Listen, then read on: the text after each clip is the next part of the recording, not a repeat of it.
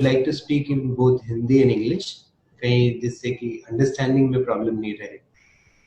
Okay. Yes, sir. No Yeah. problem. Yes. Thank you.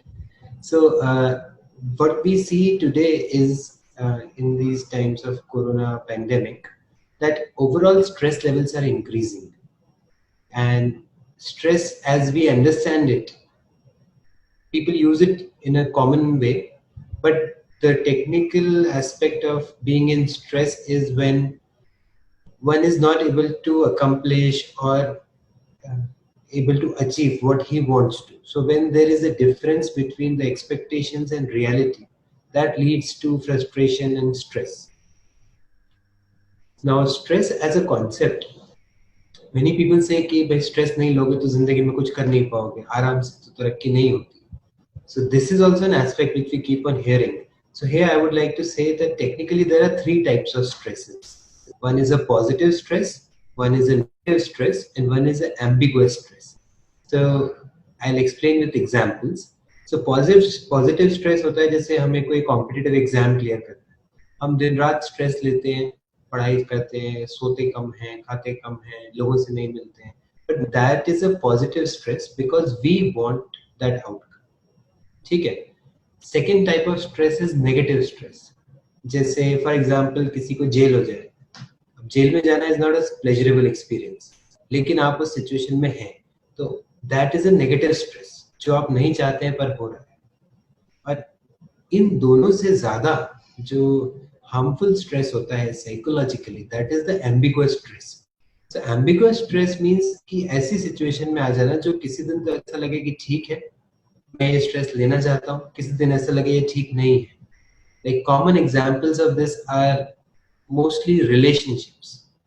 Commonly in youth, the relationship may be between a girlfriend and a boyfriend, जहाँ कभी ऐसा लगे कि अच्छा है, बहुत अच्छा है सब कुछ, कभी ऐसा लगे कि कहाँ फंस गए. So these kind of things lead to ambiguous stress. So considering the impact of stress, so stress has multiple impacts on human beings, mentally as well as physically. On mental and physical dimensions are so intricately linked. मतलब ये चीजें दोनों एक दूसरे को इतना influence करती हैं, जैसा कि हम अक्सर ऐसा सुनते हैं कि स्ट्रेस में आने से जैसे मेरा पेट खराब हो जाता है, कुछ लोग बोलते हैं स्ट्रेस में आने से मेरा मुंह सूखने लग जाता है, कुछ लोग बोलते हैं मुझे बैक एक या बॉडी एक या हेड एक रहने लग जाता है. इससे हम समझ सकते हैं कि stress does not only affect your mind, it also affects your body. So in considering this, अगर हम इस बात को समझें कि stress is basically the backdrop on which most of the mental disorders precipitate या शुरू होते हैं. So ज़्यादातर लोग ऐसा बोलते हैं कि जी ये इस मुसीबत में फंसने से पहले काफी अलग व्यक्ति था, अब ये बहुत चिंता में रहने लग गया है, या अब ये अपने आप में ही रहने लग गया है, किसी से बातचीत करना ये सब पसंद नहीं करता है. तो मेंटल प्रॉब्लम्स की शुरुआत अक्सर स्ट्रेस के साथ होती है. हालांकि ऐसी कई मेंटल प्रॉब्लम्स है जो बिना स्ट्रेस के भी हो जाती हैं, जैसे कई चीजें हैं जो कुछ हेरिडिटरी होती हैं, कई चीजें ऐसी होती है जो डेवलपमेंटल होती है, जैसे कि बचपन से कोई मेंटल रिटार्डेशन या उससे रिलेटेड. कुछ लोगों को इवन स्किज़ोफ्रेनिया या साइकोटिक प्रॉब्लम्स हो जाती है बिना स्ट्रेस के, क्योंकि वो कहीं ना कहीं इस चीज के लिए वल्नरेबल होते हैं. पर अगर देखा जाए तो maximum mental problems are due to stress. So आज जो ये स्ट्रेस बढ़ रहा है कोरोना के इस टाइम में, उसमें समझना बहुत जरूरी है कि किन किन मेंटल प्रॉब्लम्स के रिस्क पे हम हैं और उनसे बचने के लिए हम क्या कर सकते हैं, और अगर हम उन चीजों का ऑलरेडी सफर कर रहे हैं या उससे हम शिकार हो गए हैं तो कैसे हम उससे बाहर आ सकते हैं. तो ये तीनों जो बातें हैं इनको हम थोड़ा समझते हैं आज, और फोकस कई प्रकार की मेंटल प्रॉब्लम्स में से हमारा रहेगा डिप्रेशन पे. डिप्रेशन अगर देखा जाए तो सबसे कॉमन मेंटल प्रॉब्लम है.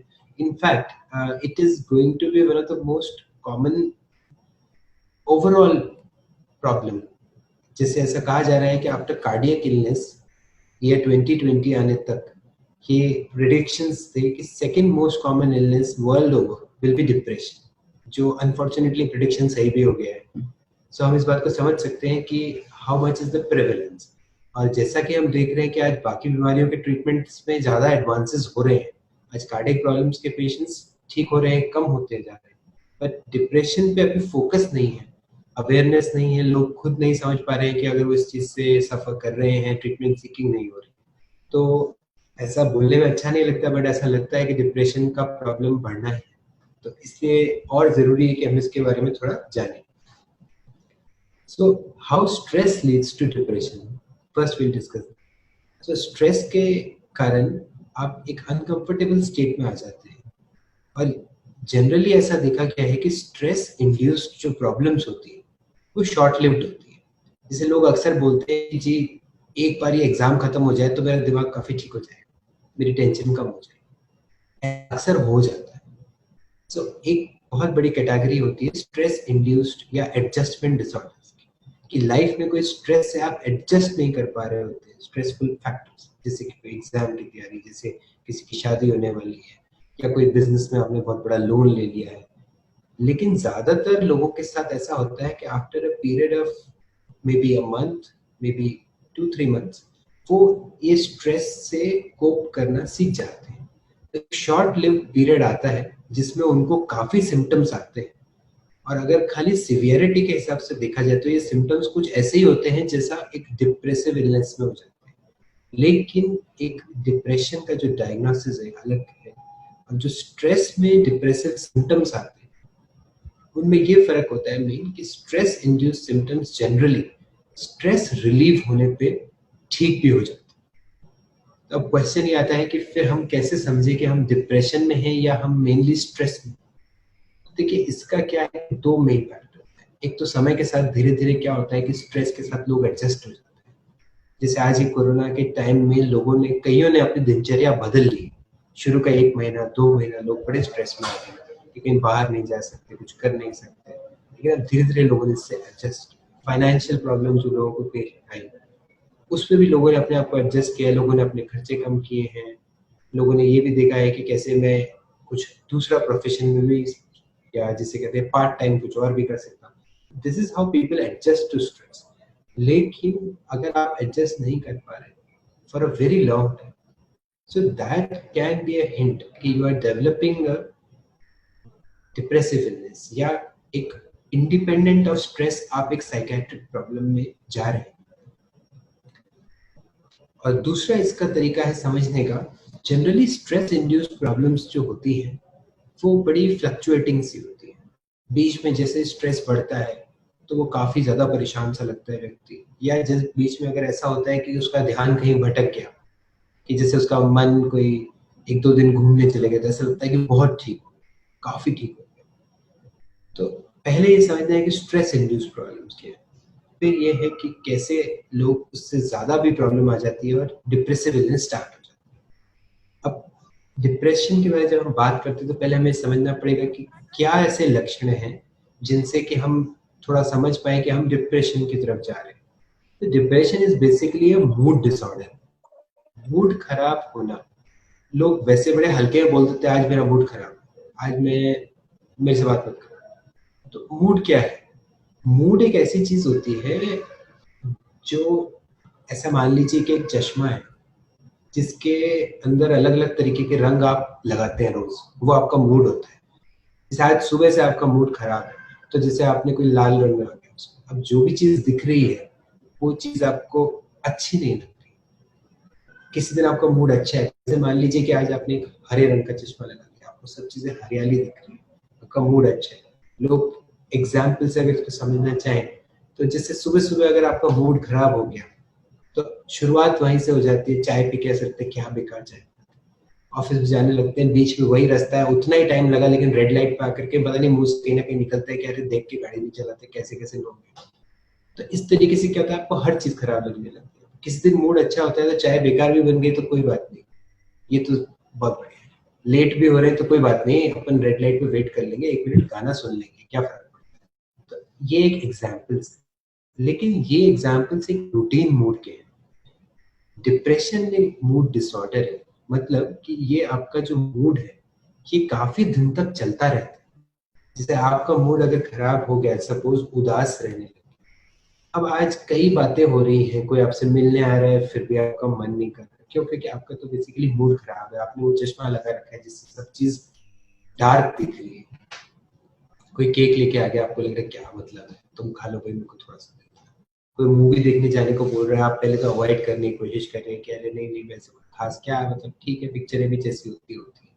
तो फिर ज्यादा इंसिस्ट किया तो आप मान भी गए, लेकिन वहां जाके भी आपके मन में कुछ और विचार चल रहा है या आप ध्यान नहीं दे रहे हैं।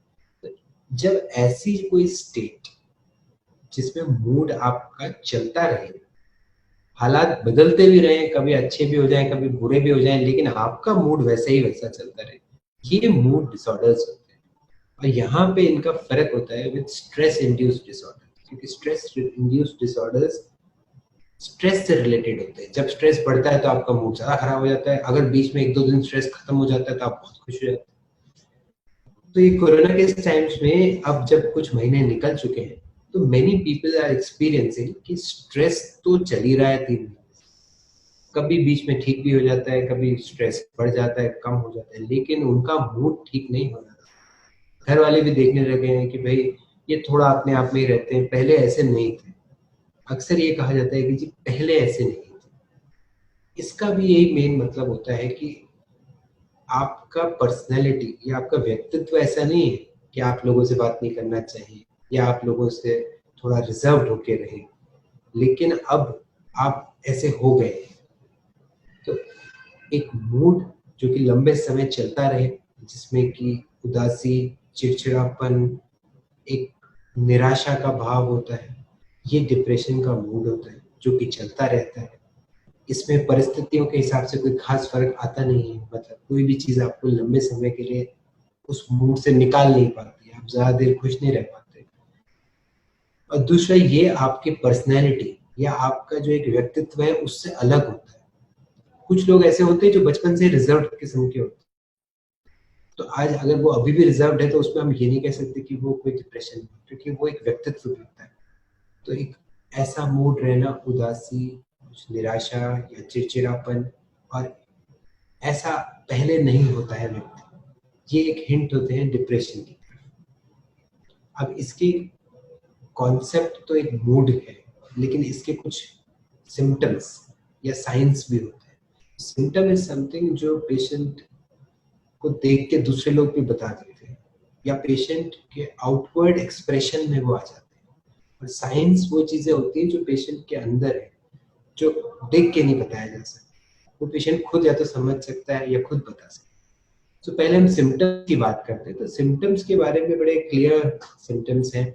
आज काफी लोग, स्पेशली हमारे कॉलेज में आज एमडी हो रही है साइकियाट्री, तो काफी लोग international classification of disorders ICD के वो क्राइटेरिया या जानते हैं, जिनमें 3 मुख्य क्राइटेरिया होते हैं कि एक उदास या निराशापूर्ण या चिड़चिड़ा मन रहना ज्यादातर समय एक दिन में, और जो दिन ब दिन चलता रहता है, अपने आप ठीक नहीं होता। दूसरा एक फीलिंग होना कि आज आप में वो एनर्जी लेवल नहीं है, आप परिस्थितियों के सामने ये समझते हैं कि मैं नहीं कर पाऊंगा, या इतना मैं अपनी तरफ से इसमें एनर्जी दे नहीं पाऊंगा, मैं इतना अपना फोकस कर नहीं पाऊंगा। तीसरा एक ओवरऑल चीजों में इंटरेस्ट कम हो, ऐसा लगना कि अधिकतर चीजों में अपने आप को उसमें डालना या उनमें इंटरेस्ट लेने का मन नहीं होता। ये 3 तो मुख्य लक्षण होते हैं डिप्रेशन के। कुछ लोगों में 1 या 2 चीजें इनमें से होती है। इसके अलावा डिप्रेशन के जो बाकी लक्षण हैं, उनमें काफी ऐसे लक्षण हैं जैसे कि नींद नहीं आना, नींद कम आना, नींद आना तो सुबह जल्दी खुल जाना, और सुबह उठ के जो अक्सर लोग मूड फ्रेश महसूस करते हैं वैसा नहीं महसूस करना। सुबह उठ के भी ऐसा लगना कि जैसे वो काला चश्मा हट नहीं रहा है, ऐसा लग रहा है वैसा ही है सब कुछ। इसके अलावा भूख पे भी असर होने लग जाता है।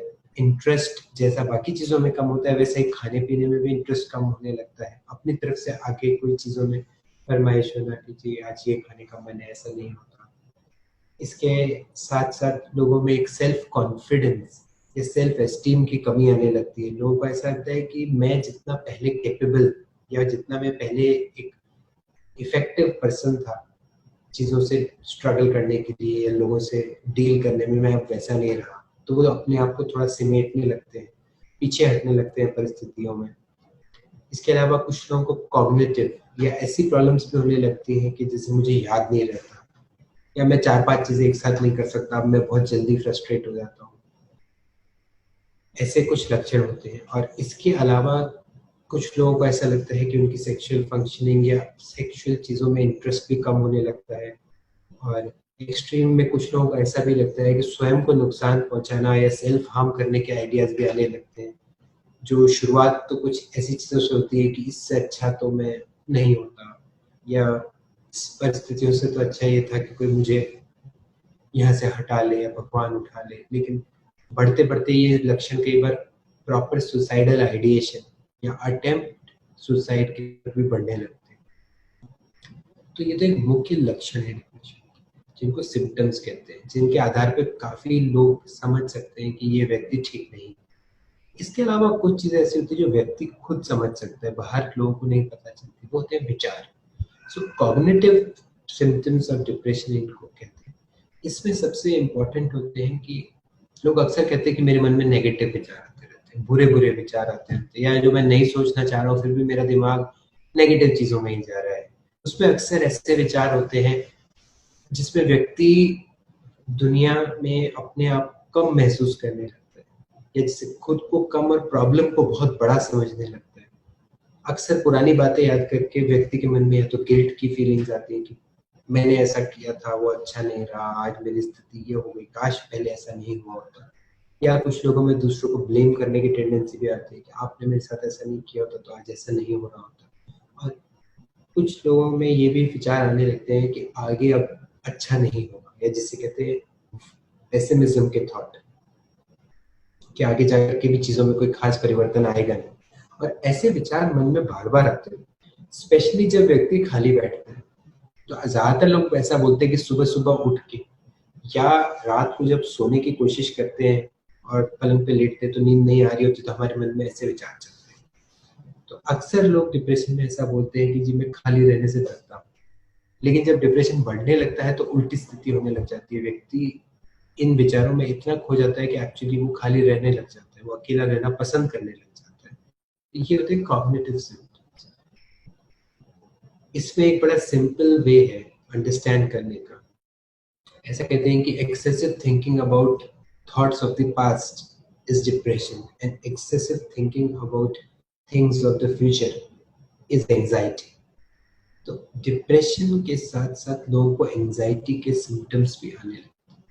ऐसा कॉमनली देखा गया है कि जो लोग एक, आप अगर उनको देखेंगे तो एक क्लिनिकल क्राइटेरिया कि मूड खराब रहना, एनर्जी कम होना, उदास रहना, ये सब होता है। उसके साथ साथ उनमें एक चिंता भी बढ़ रखी होती है। उनको ऐसा लगता है कि अब आगे मैं ये कैसे कर पाऊंगा, या अगर उनको अचानक से ऊपर काम आता है तो वो डर जाते हैं, वो कहते हैं नहीं हम कैसे कर पाएंगे।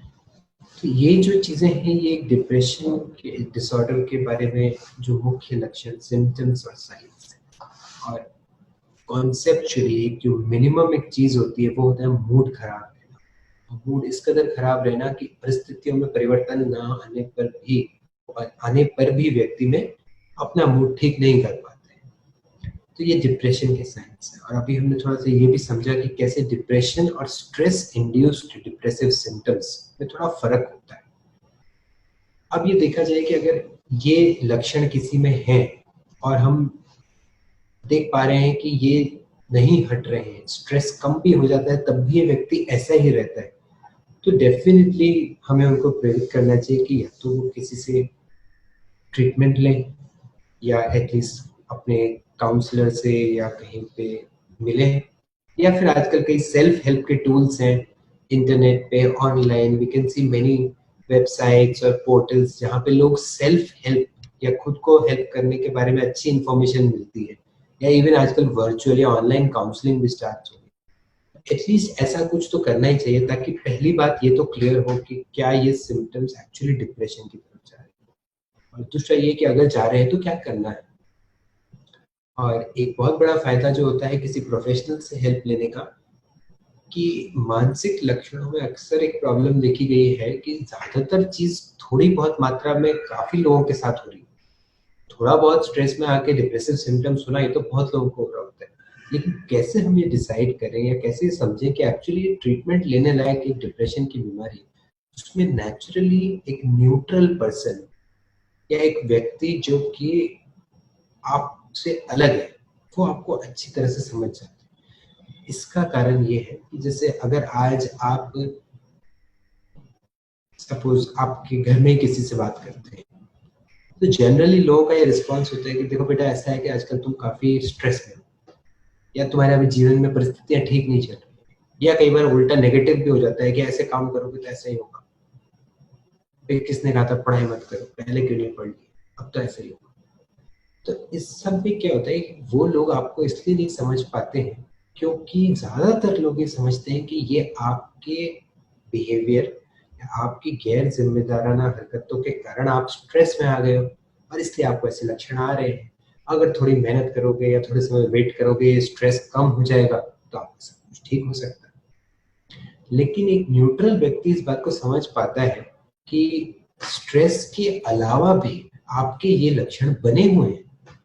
हमारे पास जब लोग आते हैं तो हमारे कॉमन क्वेश्चन ये होते हैं कि जब आपके जीवन में कोई स्ट्रेस नहीं हो रहा, जैसे कोई बताता है कि मेरे को एग्जाम का स्ट्रेस, तो हमारा क्वेश्चन ज्यादा इंपॉर्टेंट क्वेश्चन ये होता है कि एग्जाम खत्म होने के बाद आपको कैसा लगता है, या अगले एग्जाम में अगर 6 महीने भी बाकी हैं तो आपको कैसा लगता है। तो ये जो चीजें होती हैं ये इस बात की तरफ हिंट देती हैं कि एक डिप्रेशन की बीमारी हो गई है बजाय इसके कि खाली स्ट्रेस इंड्यूस्ड प्रॉब्लम।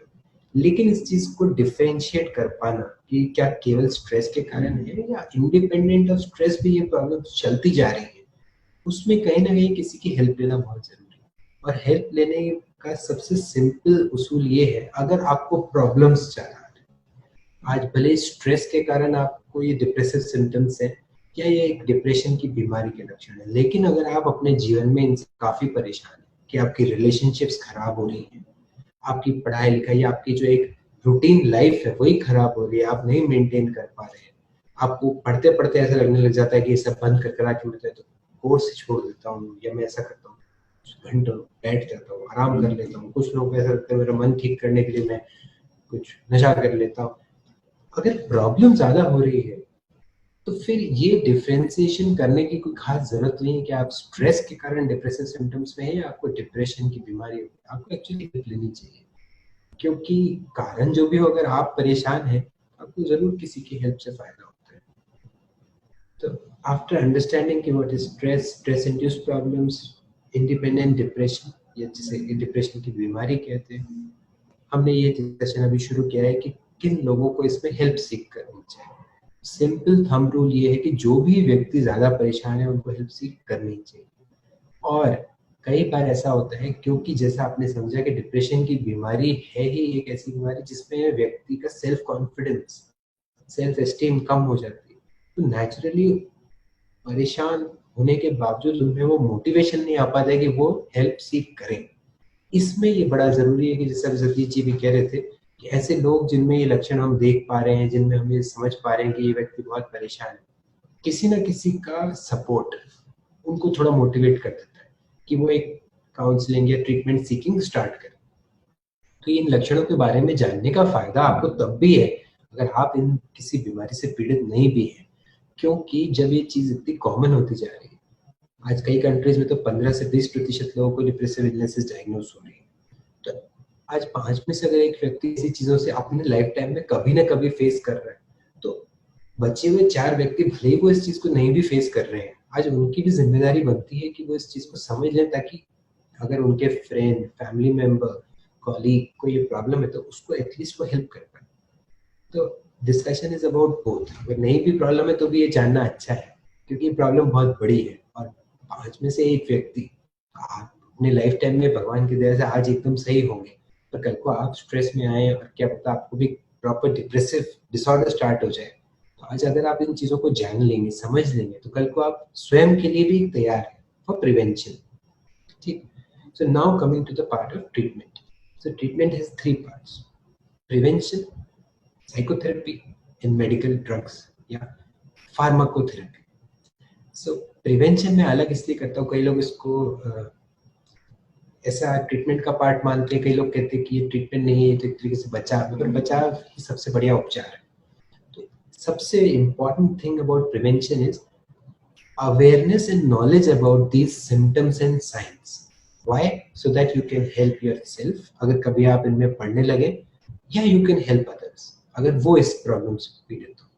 और when is the right time to start knowing these things. अक्सर ऐसा कहा जाता है कि बच्चों का दिमाग बहुत ही कोमल होता है, अगर हम उनको ऐसी बातें बताएंगे तो वो उल्टा ज्यादा परेशान हो जाएंगे। यही लॉजिक पहले आज एचआईवी प्रिवेंशन का जो प्रोग्राम था उसमें दिया जाता था।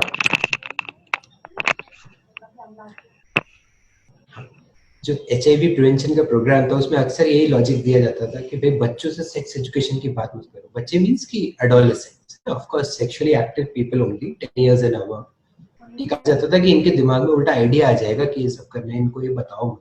पर करते करते वो सारा प्रोग्राम चेंज हो गया। आज नेशनल टीवी पे प्राइम टाइम में नेशनल एड्स कंट्रोल ऑर्गेनाइजेशन के एड्स आते हैं।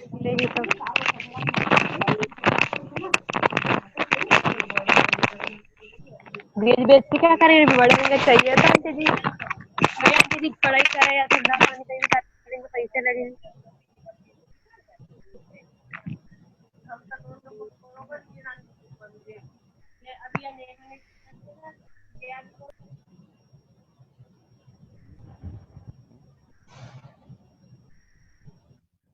म्यूट ऑल करो और सर को सर को तो अनम्यूट करो। या ओके, हाँ अब हम स्टार्ट करते हैं वापस से। अब मुझे थोड़ा एक बार पिक करना पड़ेगा कहाँ पे छोड़ा था। हाँ, बच्चों से कैसे, so awareness about mental problems should start in childhood itself. ऐसा लोगों का अक्सर मानना है कि बच्चों को ये सब बता देने से वो उल्टा स्ट्रेस में आ जाएंगे, बच्चों को ये सब बता देने से वो उल्टा मानसिक रोगी बन जाएंगे, कल को उनके दिमाग में आ जाएगा कि ऐसे ऐसे डिप्रेशन होता है, उनमें वो लक्षण आने लग जाएंगे। लेकिन ऐसा नहीं होता। ये जो एटीट्यूड है, एटीट्यूड एक ऐसी चीज होती है कि जो बचपन से बनती है। एटीट्यूड का मतलब ये होता है कि हमारे वो विचार करने का तरीका जो नेचुरली हम करते हैं। जैसे फॉर एग्जाम्पल, अगर हमारी तरफ कोई भीख मांगने आता है, मैक्सिमम लोगों का एटीट्यूड होता है कि ये जानबूझ के ऐसे ही इनका प्रोफेशनल काम है तो मांगते रहते हैं। तो जनरली वो हमारा एटीट्यूड है। अब हम उस बायस के साथ उस चीज को अप्रोच करते हैं कि ये बदमाशी होगा। फिर हम सेकंड लेवल पे सोचते हैं कि नहीं हो सकता सच्ची में, फिर हम उस चीज को सुनते हैं और उस बारे में सोचते हैं। तो वैसे ही जो एटीट्यूड्स है, आज अगर कोई बोलता है कि मैं उदास हूँ, अभी ज्यादातर लोगों का एटीट्यूड ये होता है तूने खुद की प्रॉब्लम खुद ही पैदा करी होगी, तूने अपने जीवन में सोचा नहीं होगा कि आगे क्या करना है, पैसे खत्म हो गए तो उदास तो होगा, इसमें हम क्या कर सकते हैं। तो जनरली एक फीलिंग ऑफ विक्टिमहुड की बजाय एक फीलिंग ऑफ इररिस्पॉन्सिबिलिटी, एक फीलिंग ऑफ कि तुम खुद ही जिम्मेदार हो, इट्स योर मॉरल प्रॉब्लम कि तुमने पहले अपने जीवन को क्यों नहीं संभाला, अब तो ऐसा होगा ही होगा। तो ये जो एटीट्यूड है, this attitude starts in childhood. आज बच्चों में ये एटीट्यूड आता है हमारे थ्रू कि बच्चे देखते हैं कि भाई पापा ऐसे बोल रहे थे कि ये भीख मांग रहे हैं तो इनके भाई इनका तो धंधा हो गया है, तो वो भी ये देख लेते हैं कि भाई अच्छा ऐसा ही होता होगा।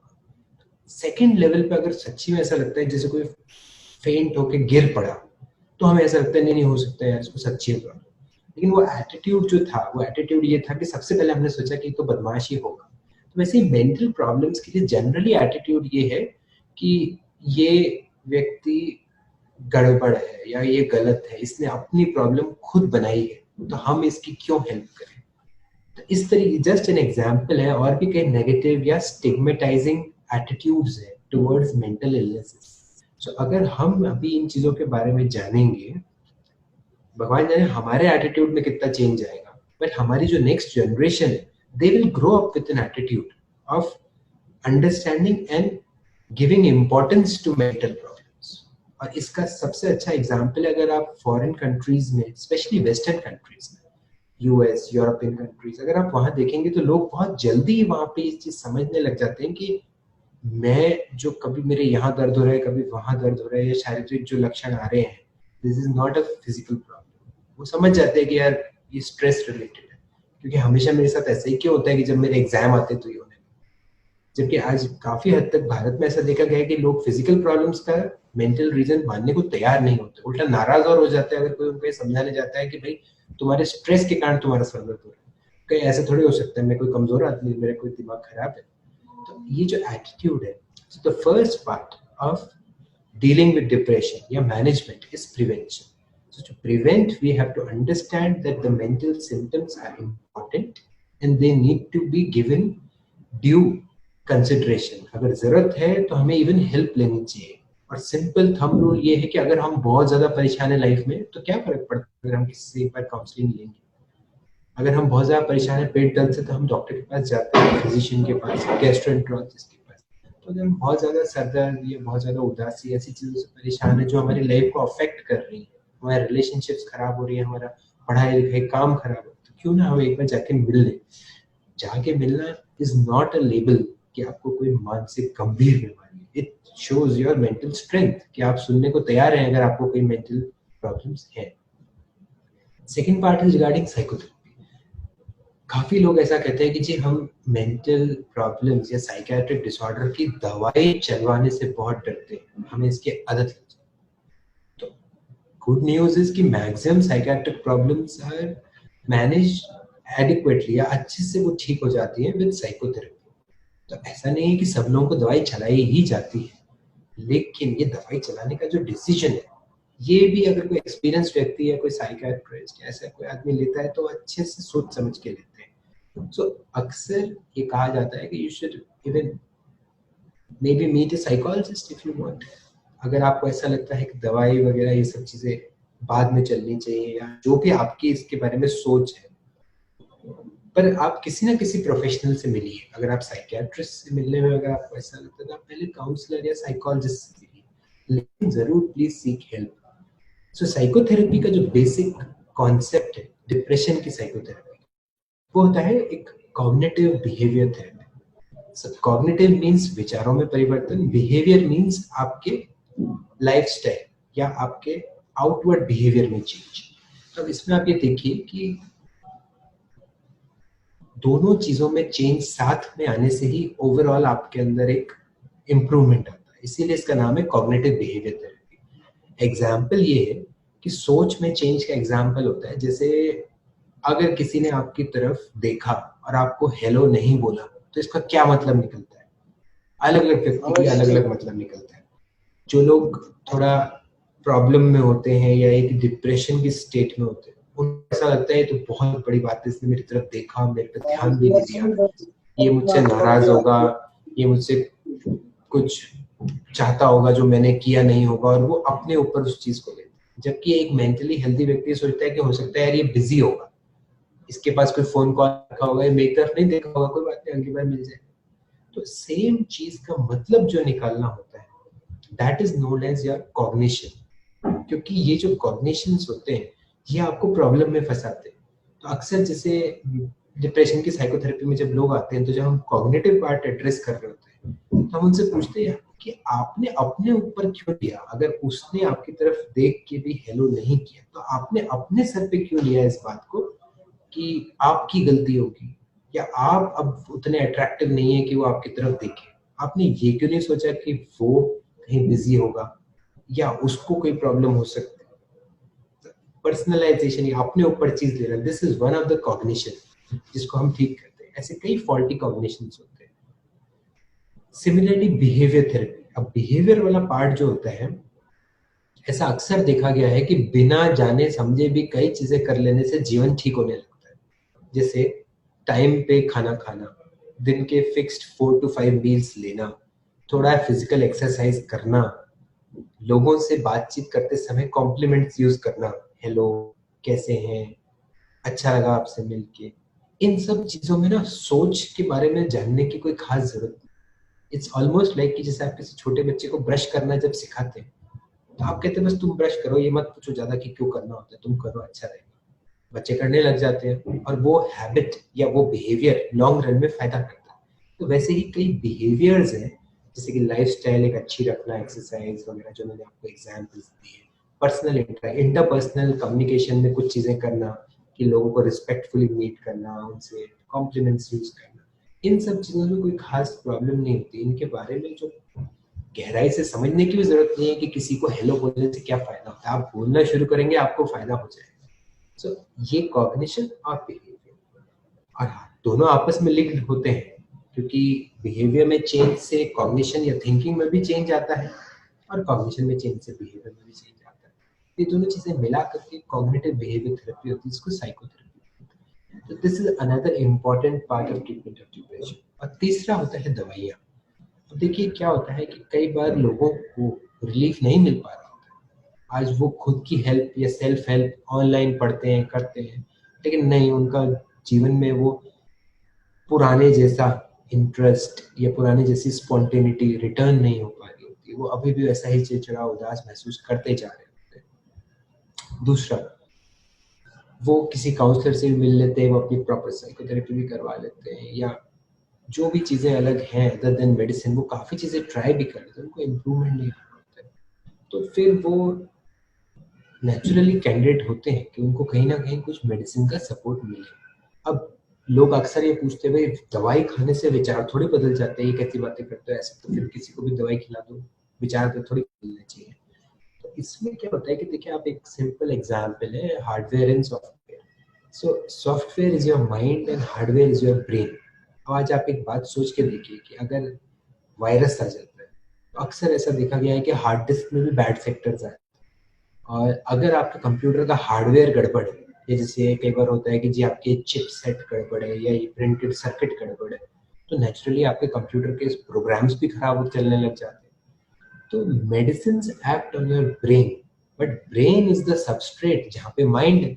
तो अगर ब्रेन ठीक फंक्शनिंग नहीं कर रहा है, ब्रेन में कोई हार्मोन या कोई न्यूरोट्रांसमीटर कम हो गया है because of maybe any reason, but because आप डिप्रेशन में हैं, आपकी वो चीज़ें कम हो गई हैं काफ़ी या बढ़ गई है, तो क्यों उन दवाइयों को अपन ना करें जिनसे वो थोड़ी नॉर्मलाइज हो सके।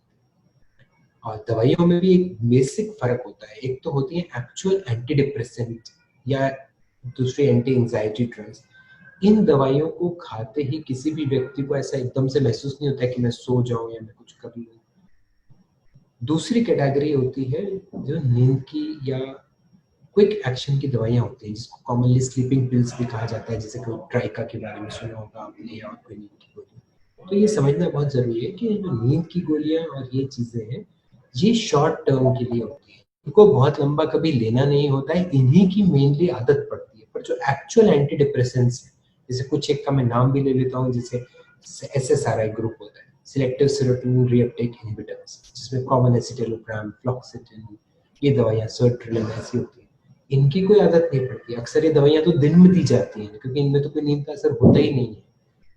ये एक्चुअली में आपको डिप्रेशन को हील करती है। बाकी दवाइयाँ सपोर्टिव होती है कि शुरू शुरू में जब तक इन दवाइयों का असर आता है, 1 हफ्ता 2 हफ्ता, तब तक एटलीस्ट आपको नींद ठीक आए, तब तक एटलीस्ट आपकी घबराहट बेचैनी कंट्रोल में रहे। तो ये एक भ्रांति भी हमने थोड़ा दूर किया कि दवाइयों की आदत पक्का लगती है। ये सारी दवाइयाँ मानसिक जो होती हैं वो सभी की सभी नशे की होती हैं, तो ऐसा नहीं होता है, अलग अलग प्रकार की दवाइयाँ होती हैं।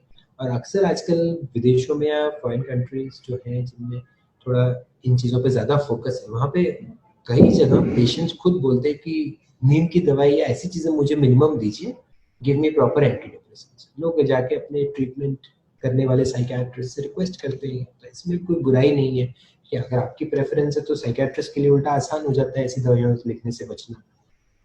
तो ये तीनों पार्ट जो एक डीलिंग विद डिप्रेशन या मैनेजमेंट ऑफ डिप्रेशन के हैं, जिसमें प्रिवेंशन है, जिसमें साइकोथेरेपीज है, या जिसमें मेडिकल ड्रग ट्रीटमेंट, ये तीनों भी हमने डिस्कस किए।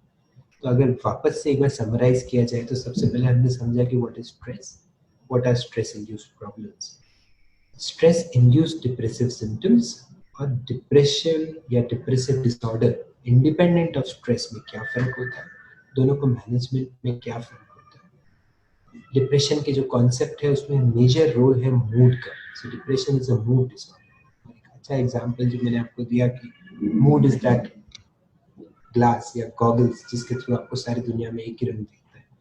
And then the symptoms and science of depression, जिनको जानना आपके खुद के लिए भी जरूरी है और दूसरों की हेल्प करने के लिए भी जरूरी है। और then finally dealing with depression, जो 3 पॉइंट्स हमने डिस्कस किए। So in short this is about dealing with depression. Depression के साथ साथ और भी कई प्रॉब्लम्स हो जाती है लोगों को। There are lot of anxiety symptoms, stress symptoms, सबके अपने अपने तरीके हैं. स्ट्रेस मैनेजमेंट अलग तरह से चलता है, एंजाइटी मैनेजमेंट के कुछ अलग प्रोसेसेस हैं, but then the discussion would go on. But हाँ, एक शॉर्ट में या कंसाइज में, जिसमें आपको आई होप कुछ टेक होम मैसेजेस भी रहेंगे जिसको आप ले जाएंगे अपने साथ यहाँ से और आगे उनके बारे में सोचेंगे. और the biggest success for me after this webinar would be कि मे बी आज आप इसको एकदम भूल के बंद करके रख देंगे कहीं अपने दिमाग में, लाइक अ क्लोज्ड बुक, कि चलो भाई रख दिए अपनी लाइब्रेरी में. लेकिन जब कभी जरूरत पड़ेगी, अगर आपको ये बातें याद आ गई, आपको बाई चांस याद आ गया कि उस दिन ऐसा भी कुछ बात हुआ थी, दैट मीन्स कि ये मेरा अवेयरनेस का जो प्रोग्राम है ये successful. So I hope it turns out to be a success and all of you manage your stress better and deal with depression well. Thank you. Thank you, sir. Thank you.